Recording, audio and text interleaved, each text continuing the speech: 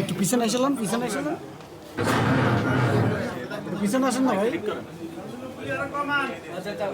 বরুড়া জনকল্যাণ সমিতির আজকের এই সন্ধ্যাকালীন প্রোগ্রামে আপনারা যারা সামনে সমবেত এবং উপস্থিত আছেন আপনাদের সবাইকে সালাম জানাই।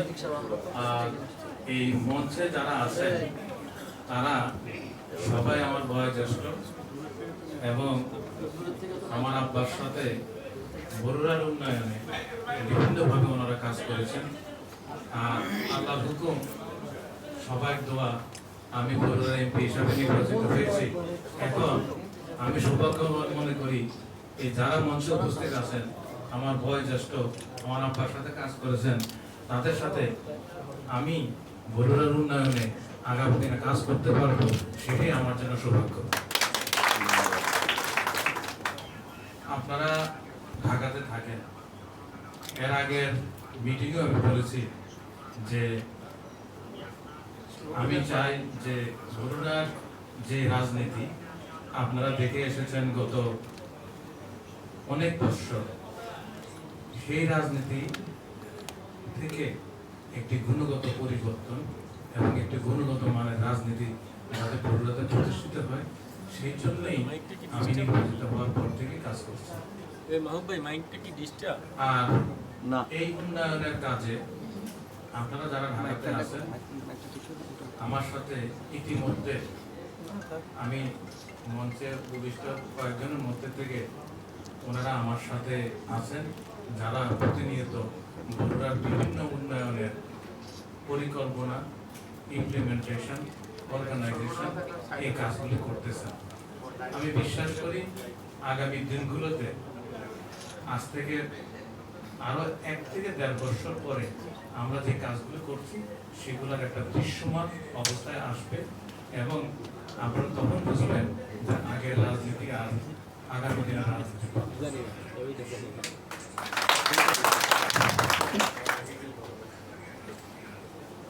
আমাদের যে সমস্যাগুলো এখন, সেই সমস্যাগুলো তো রাতারাতি সব সমাধান করা সম্ভব না। সেই সমস্যাগুলোর থেকে আমি 2-1টা সমস্যার কথা বলি। বরুড়াতে কখনোই আপনার 2টা মিটিং হয়, একটা মাসিক মিটিং বরুড়ার উন্নয়নে, আর একটা মিটিং হয় আইন শৃঙ্খলা পরিস্থিতি। জানুয়ারি মাস থেকে আজকে জুলাই মাস শুরু, 6টা মিটিং আমরা করেছি।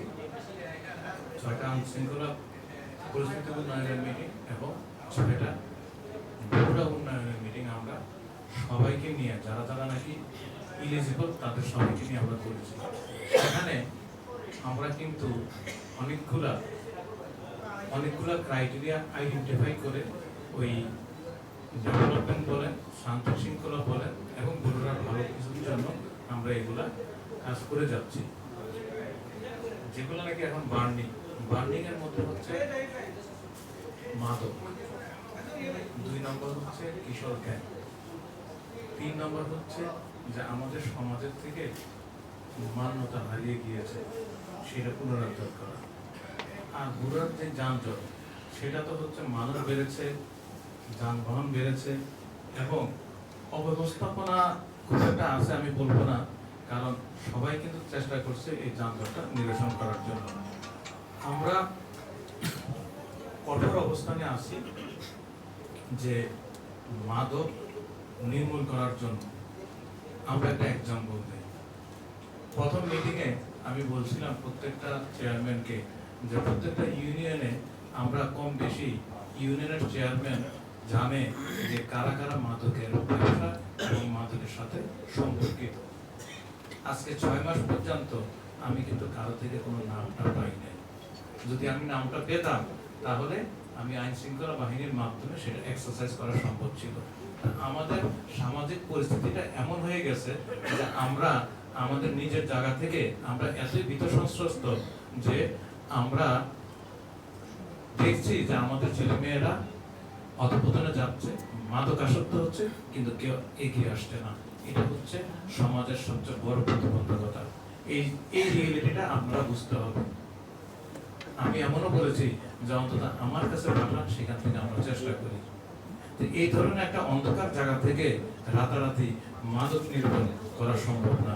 সমাজের প্রত্যেকটি লোকের অবস্থান থেকে যদি সোচ্চার হয় এবং এগিয়ে আসে, তাহলে কেবল এটা তাড়াতাড়ি করে প্রতিকার সম্ভব। কিশোর গ্যাংয়ের ব্যাপারে আমরা যেই সিদ্ধান্ত নিয়েছি, রাত্রে 8টার পরে যাতে নাকি কিশোরীরা রাস্তায় না থাকতে পারে, তারপর 10টার পরে কোনো দোকানপাট যাতে খোলা না থাকে, এই ধরনের কর্মকাণ্ডের সিদ্ধান্ত আমরা নিয়েছি এবং আস্তে আস্তে এটা হবে। সরকারের সীমাবদ্ধতা আছে, সরকারের যে বাজেট থাকে সেই বাজেটের উপর নির্ভর করে উন্নয়ন। আমি চেষ্টা করছি এই বাজেটের বাইরেও কিছু স্পেশাল বাজেট যদি আমি বগুড়ার জন্য আনতে পারি, সেটাকে যদি এই ডেভেলপমেন্টের পরিধিটা আরো বাড়ানো যায়। আমি সংসদও সোচ্চার আছি বগুড়ার জন্য, বগুড়াবাসীর জন্য আমি সংসদে প্রত্যেকটি অধিবেশনে আমি করছি। এক্ষেত্রে আপনাদের সহযোগিতা খুব দরকার কয়েকটি বিষয়ে। 1 কিলোমিটার রাস্তা বানাতে খরচ পড়ে 80 থেকে 1 কোটি টাকা। আপনারা যখন নাকি আপনাদের গ্রাম দিয়ে রাস্তা দিয়ে যাবেন, তখন দেখবেন দুই দিকে ফিশারিজের চাষ, পুকুর, জলাশয়। একটা রাস্তা হওয়ার সাথে সাথে 1-1.5 বছরের মধ্যে রাস্তাটা নষ্ট হয়ে যাচ্ছে, কারো কোনো ভূক্ষেপ নাই। তাহলে গভর্নমেন্টের টাকাটা প্রতি বছর কিভাবে আসবে? আমাদের সমাজে এই সোচ্চার এবং আমাদের সমাজের দৃষ্টিভঙ্গি এবং সচেতনতা দরকার, যাতে করে এই রাস্তাগুলো রক্ষা করা যায়। আর যখন রাস্তা নষ্ট হয় তখন কিন্তু মানুষের গালাগালি করে। আর এই যে ফিশারিজ বা জলাশয় বা অন্যান্য জিনিস যারা করেন, তারা কিন্তু এই কৃষি জমির যে শ্রেণীকরণ আছে তার শ্রেণীকরণের বাহির করেন, সেটা কিন্তু কোনো পারমিশন নাই। এই জায়গাটায় কিন্তু আমি খুব শক্ত অবস্থানে আছি যে কোনো অবস্থাতে আমি কাউকে ছাড়তে পারবো না। আজকেও আমার এক সেক্রেটারির সাথে কথা হয়েছে, আমি বলেছি যে আপনাদের যে নিয়ম আছে এই নিয়মটা চেঞ্জ করেন, যে রাস্তার দুই পাশে কোনো অবস্থাতে কোনো জলাশয় থাকতে পারবে না। এখন যে নিয়ম আছে সেখানে নিয়ম হচ্ছে যে রাস্তার থেকে 10 ফিট দূরে, তারপরে আরো 10 ফিট স্লোপ থাকতে পারবে, সেখানে কেবল ফিশারিজের চাষ করতে পারবে, যদি না সেটা কৃষি জমি না হয়। কিন্তু আমরা কেউ এটা করছি না, শুধুমাত্র মুসলিম যারা কিছু বেনিফিশিয়ারি তারাই করছে। আমাদের সমাজের সবাই যদি এটা বাধা দেয়, তাহলে এই কাজটা আমার জন্য আরো সুবিধা হয়। এই কাজগুলা এখানে করার খুব দরকার। আর আমি আপনাদেরকে ধন্যবাদ জানাই আরো একটা কারণে, যে এই জনকল্যাণ সমিতির সদস্য সংখ্যা অ্যারাউন্ড 400। আজকের যে উপস্থিতি, আজকের উপস্থিতি আমার ধারণা এখানে 250 সদস্য আছে, আমার এটা ধারণা। তো এটা কিন্তু একটা বিরল। এই কথাটা এই জন্য বললাম, আপনারা প্রত্যেকে যদি প্রত্যেকের অবস্থান থেকে এই যে কথাগুলো বললাম, এই সরকারের এই উন্নয়নে যদি আপনারা আপনাদের জায়গা থেকে যদি সাহায্য করেন, এই উন্নয়নগুলা আরো দৃশ্যমান হবে। যে জিনিস বড়ুরার রাজনীতিতে কখনো হয় নাই, যে সমস্ত টাকা পয়সা সরকারি তহবিল থেকে আসছে, বিভিন্ন উন্নয়নে খরচ হয়েছে, সেটা সম্বন্ধে মানুষ কখনো জানতো না। আমি জানুয়ারি মাস থেকে এই জুলাই মাস পর্যন্ত আমি যে সমস্ত কাজকর্ম, আমার রাজনৈতিক কাজকর্ম, আমার ব্যক্তিগত কাজকর্ম এবং সরকারি তহবিল থেকে যে কাজকর্ম করেছি, সেটার একটি প্রতিবেদন বই আকারে আগামী 15 দিনের মধ্যে আমি ছাপিয়ে সবার কাছে পৌঁছে দেব। আমি এই জবাবদিহিতে আনতে চাই যে যে সরকারি টাকার যাতে অপচয় না হয়, এবং আমি বিশ্বাস করি আমি যদি এটা আগামী 1 থেকে 4 বছর করতে পারি, তাহলে এই অ্যাকাউন্টেবিলিটি আরো বাড়বে এবং মানুষের মধ্যে আগ্রহ উদ্দীপনা বাড়বে। আমি চাই যে সবাই অ্যাকাউন্টেবল থাকুক যার যার কাজের প্রতি। আর লেখাপড়ার মান আমি সংসদে বলেছি, আমাদের যে পার্সেন্টেজ আছে, ভুলের পার্সেন্টেজ কম, নকল, লেখাপড়া করতে অমনোযোগিতার মান, এই বিভিন্ন পর্যায়ে। এছাড়া যারা নাকি শিক্ষক মহোদয়রা সমমত ক্লাস নেয়, ওনারা আসেন না, যার দরুন ওনারা ছাত্রছাত্রীদের প্রতি মনোযোগী দেয়, সবাই টাইম পাস করে। এই জিনিসটার থেকে আমাদের উত্তরণ ঘটাইতে হবে। সেই জায়গায় কিন্তু আপনারা যারা শিক্ষিত এবং প্রতিষ্ঠিত আছেন ঢাকা শহরে, আপনাদের অনেক কিছু করণীয় আছে।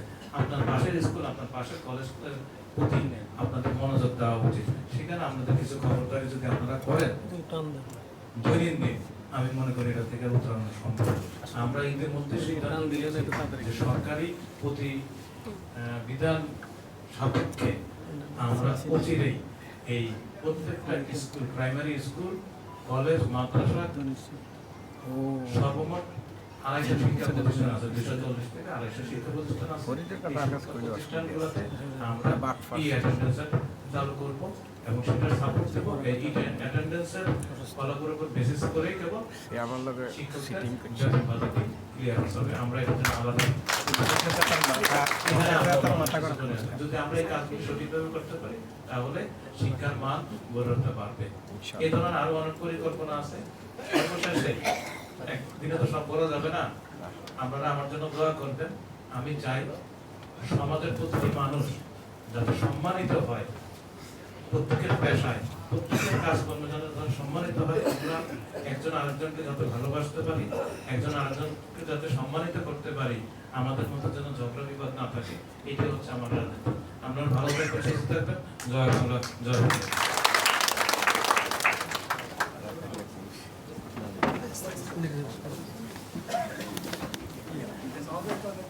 Ya,